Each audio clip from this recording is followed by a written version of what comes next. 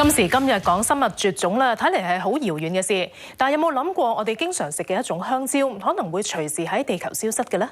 香蕉營養豐富，又可以提供即時能量，相當受歡迎。香蕉相信大家都食唔少，不過最普遍嘅品種，大家又知唔知道係咩名呢？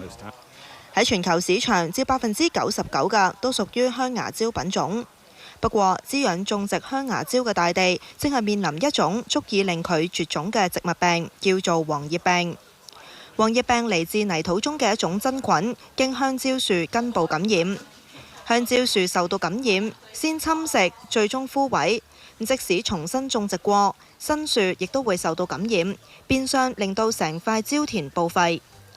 黃葉病嘅真菌源於東南亞，經沾染上人類嘅鞋或者車胎、貨櫃傳播。除咗中國、菲律賓、約旦、巴基斯坦，甚至澳洲以及非洲莫桑比克都發現咗黃葉病。唔係純粹係講個病菌有幾犀利有幾惡，係反而係本身係香蕉個本身個特質問題。因為香蕉呢，其實就同其他生果就好唔同，全部都係用同性繁殖嘅，即係用同性繁殖，咁就透過分株啊、啲組織培育啊呢啲方法呢，就去繁殖下一代嘅。